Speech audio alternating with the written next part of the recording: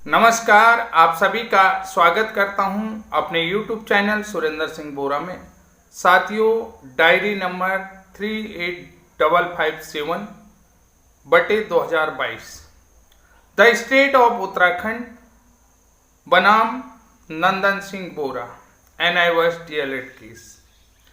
Justice BR Gavai, justice Prashant Mishra ji की court में इस केस की सुनवाई हुई। सुनवाई कब हुई? मंगलवार 7 नवंबर को।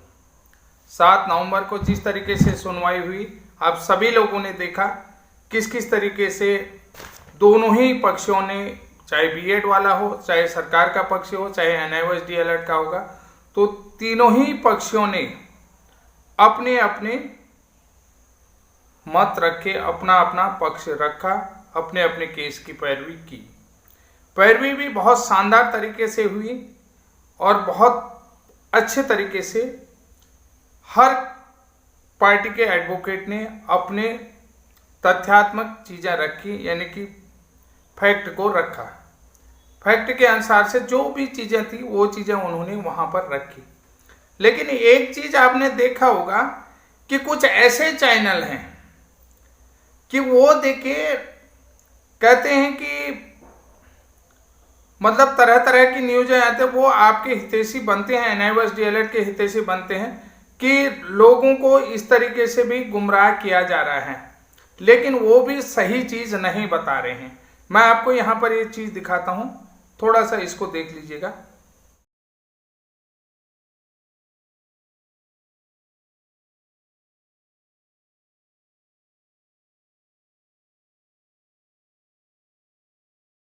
ये आपने न्यूज़ देख ली है। अब इस न्यूज़ में क्या है, ये जो है कि बहुत बड़े यूट्यूबर हैं मैडम, जो है कि बहुत बड़ी यूट्यूबर हैं, और ये हर चीज़ को जो है कि एजुकेशनली, चाहे बीएड का हो, एमएड का हो, हर चीज़ का 1 to 1 जो है कि ये जो है कि पढ़ाती रहती हैं, हर चीज़ को पढ़ाती। लेकिन देखिए, थोड़ा सा फैक्ट पर भी इन्होंने बात करनी चाहिए कि क्या सही है क्या गलत है। इन्होंने बताया तो है कि गलत तरीके की न्यूज़ें दे रहे हैं, गलत तरीके से कि जजमेंट आ गया, कोर्ट का जजमेंट आ गया है, इस तरीके की न्यूज़ दे रहे हैं कि NIOS DLED बाहर हो गया। लेकिन इन्होंने यहाँ पर ये कोशिश नहीं करी कि जो न्यूज़ है वो न्यूज़ है कब की, उस न्यूज़ के बारे में इन्होंने बात करना उचित नहीं समझा।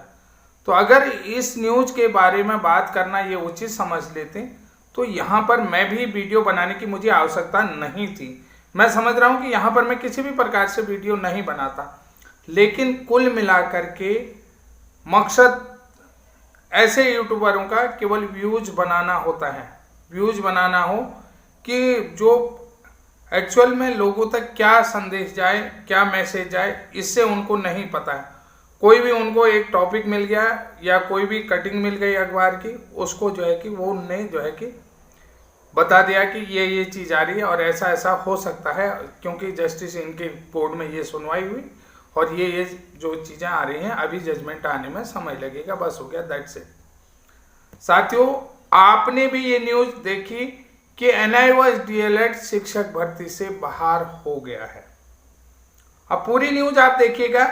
सरकारी बेसिक स्कूलों में 2600 से 2500 यानी कि 2600 से 2600 पदों से अधिक जो शिक्षकों की भर्ती आई है, उसमें NIOS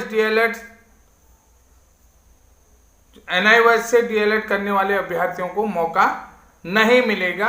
सरकार ने मंगलवार को बेसिक शिक्षक भर्ती को लेकर के स्पष्ट आदेश जारी कर दिए हैं। पहली बात बता देता हूं कि उत्तराखंड में किसी भी प्रकार का आदेश जारी नहीं हुआ है। मंगलवार को समझ लीजिएगा कि जो 7 तारीख मंगलवार को सुनवाई हुई, उत्तराखंड की तरफ से किसी भी प्रकार का आदेश जारी नहीं हुआ। इस बात का मैं खंडन करता हूं। अब देखिए, NIOS DLED अभ्यर्थी भी वर्तमान शिक्षक भर्ती में मौका देने की मांग कर रहे थे। NIOS DLED जो है कि वर्तमान जो शिक्षक भर्ती चल रही उसमें जो है कि मौका देने का मांग कर रहे थे। शिक्षा सचिव राधिका झा ने बताया कि हाई कोर्ट ने सरकार को प्रवृत्त नियमों के अनुसार नियुक्ति करने को कहा है। ठीक है, यहाँ पर किसने कहा? शिक्षा सचिव राधिका झा। अब दूसरी बात मैं बता देता हूँ कि वर्तमान में शिक्षा सचिव उत्तराखंड में राधिका झा जी नहीं है। मैं पहली बात बता देता हूँ, वर्तमान में जो शिक्षा सचिव हैं इसी मंगलवार में, तो इस समय जो है उत्तराखंड में जो शिक्षा सचिव हैं वो है रविनाथ रमन जी। रविनाथ रमन जो है कि उत्तराखंड के शिक्षा सचिव हैं, और शिक्षा महानिदेशक हैं श्री बंशीधर तिवारी जी, और प्रारंभिक शिक्षा निदेशक हैं रामकृष्ण उनियाल जी। तो साथियों, मैंने आपको ये सारी चीजें बता दी हैं कि जो शिक्षा सचिव इन्होंने कहा, तो शिक्षा सचिव राधिका झा जी उत्तराखंड की वर्तमान शिक्षा सचिव नहीं है, वो पूर्व शिक्षा सचिव रही हुई हैं। इस बात को भी मैं यहाँ पर आपको बताना चाहता हूँ। आप लोगों ने बड़े अच्छे तरीके से इस चैनल को देखा होगा, इस चीज को भी देखा होगा कि NIOS DLED वाले बाहर हो गए और उन्होंने कहा कि सुप्रीम कोर्ट का आदेश आ गया है। तो पहली बात कि इस चीज को मैं आपको बता देता हूं कि जो चीजें इसमें बताया गया वो दोनों चीजें यहाँ पर नहीं है। पहली बात है कि कोई आदेश उत्तराखंड में शिक्षा विभाग की तरफ से जारी नहीं किया गया। दूसरी बात है, शिक्षा सचिव रविनाथ रमन जी हैं, न कि राधिका झा जी। तो उन्होंने कहा कि सरकार ने हाईकोर्ट के प्रवर्त नियमों के अनुसार नियुक्ति करने को कहा। जिस वक्त इन पदों के लिए विज्ञप्ति जारी हुई थी, तो तब तक NIOS DLED का विषय सरकार के सामने नहीं आया था। देखिए, जब कह रहे हैं कि जब विज्ञापन निकला था उस समय जो है कि NIOS DLED का जिक्र जो है कि सरकार के सामने नहीं आया। यानी कि ये लगा लीजिएगा, ये 6 जनवरी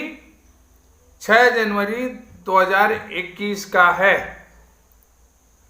कुल मिलाकर के ये 6 जनवरी 2021 से भी पहले का मामला है। 6 जनवरी 2021 में जो है कि इनको पहले अंदर कर लिया था, तो 6 जनवरी 2021 के बाद जो है कि फिर बाद में जो है कि NIOS DLED को बाहर कर दिया था, क्योंकि 6 जनवरी 2021 को इनके उसमें ऑर्डर आया, फिर उसके बाद उसको बाहर कर दिया था। तो ये चीज़ देख लीजिएगा कि ये लगभग 2021 की न्यूज को इन्होंने कल जब 7 तारीख को सुप्रीम कोर्ट में सुनवाई हुई, तो व्यूज बनाने के लिए लोगों ने इसको जो है कि प्रसारित करा। तो ये एक तरीके से व्यूज बनाने के लिए काम नहीं करना चाहिए, ये चीज़ मैं बताता हूँ। आप देखिए, फिलहाल शिक्षक भर्ती के स्थापित नियमों में DLED NIOS DLED शामिल नहीं है। उनका कहने का मतलब है जो शिक्षक भर्ती के स्थापित नियमों में है, तो फिलहाल जो है कि इसमें शामिल नहीं है। अब मैं आपको बता देता हूँ, मार्च 2023 में जो है कि सरकार की एक बैठक हुई थी, जिसमें बैठक आहूत हुई थी, जिसमें शिक्षा मंत्री धन सिंह रावत जी ने विभाग को निर्देश दिए थे कि NIOS DLED को सेवा नियमावली में शामिल किया जाए। तो अब देखिए, सेवा नियमावली में शामिल करने के लिए NIOS DLED का केस सुप्रीम कोर्ट में था, तो इस कारण से विभाग जो है कि उसमें अभी डिसीजन नहीं ले पाया कि अब जब सुप्रीम कोर्ट में जो है कि उसकी केस लटका पड़ा था, पेंडिंग में पड़ा था, डिसीजन किसी भी प्रकार का नहीं आया। लेकिन उत्तराखंड सरकार ने बैठक करके जो है कि NIOS DLED को प्राथमिक शिक्षक भर्ती में शामिल करने के लिए सेवा नियमावली में संशोधन की बात कही थी। ये मैं अपने पूर्व के कई वीडियो में आप लोगों को बता चुका हूँ। अगर पूर्व का वीडियो आप देखना चाहें तो उसमें आप देख सकते हैं, ये सारी चीज़ें मैं बता चुका हूँ, और बाकायदा मैंने सूचना अधिकार के माध्यम से भी ये चीज़ें सरकार से मांग करके अपने पास रखी हुई है। तो साथियों, अब आप क्या कहेंगे इन सारी चीज़ों को लेकर के? निश्चित रूप से मुझे पता है कि सुप्रीम कोर्ट में सुनवाई हुई है। सुनवाई होने के बाद अभी कौन बाहर हुआ, कौन अंदर आया, कौन केस जीता, कौन केस हारा, ये बातें स्पष्ट नहीं हुई हैं। जब फाइनल सबमिशन हो जाएगा तीनों पार्टियों की तरफ से, हर किसी की तरफ से फाइनल सबमिशन हो जाएगा फाइनल, क्योंकि अभी जो है कि उनको जो डॉक्यूमेंट सबमिशन का टाइम दिया होगा, क्योंकि डॉक्यूमेंट सबमिशन के बाद जो है कि फिर ऑर्डर लिखने में टाइम लगेगा, ऑर्डर को लिखने के बाद फिर 1 दिन दिया जाएगा, चीज़ें समझी जाएंगे, उसके बाद ही उसमें जजमेंट आता है, उसके बाद एक डेट जो लगती है उस डेट पर वो जजमेंट दिया जाता है कि फाइनल हियरिंग उसको कहते हैं। तो साथियों अभी जो है कि फाइनल सबमिशन भी नहीं हुआ, तो NIOSD अलर्ट प्राथमिक शिक्षक भर्ती से कैसे बाहर हो गया, ये न्यूज़ जो है कि सर्कुलेट हो रही है उन चैनलों में, और बहुत सारे बड़े चैनलों ने इस चीज़ को अपने यहाँ भी बताया है। लेकिन फैक्ट ये बता देता हूँ कि ये बहुत पुरानी न्यूज़ है। 2-3 चीज़ें मैंने आपको बता दिया है कि सबसे पहली बात बता देता हूँ, 2600 पदों में 70% भर्ती हो चुकी है। और आपको ये भी बता देता हूँ कि जो मैंने बताया कि शिक्षा सचिव राधिका झा नहीं है, शिक्षा सचिव रविनाथ रमन जी हैं, तो ये चीज़ मैंने अपनी तरफ से आपको बता दिया है। फिलहाल जो भी बातें स्पष्ट थी वो स्पष्ट बातें मैंने आपको बता दिया है। तो साथियों ये महत्वपूर्ण वीडियो आपको कैसे लगी और ये जानकारी आपको कैसे लगी, ये सारी चीज़ें मैंने आपको बता दिया है। और इस महत्वपूर्ण वीडियो को आप निश्चित रूप से उत्तराखंड में तो शेयर होगा ही होगा, बिहार में भी शेयर करिए, सभी जगह इस चीज़ को शेयर करिए। आपको घबराने की ज़रूरत नहीं है, इस तरीके के फेक न्यूज़ों से बचना है, क्योंकि हर चीज़ को ऑथेंटिक जानकारी को क्रॉस चेक करिए, का अपना धैर्य बनाए रखेगा। निश्चित रूप से कुछ न कुछ हर किसी के लिए रास्ता निकलता है, उस रास्ते का इंतज़ार करिएगा।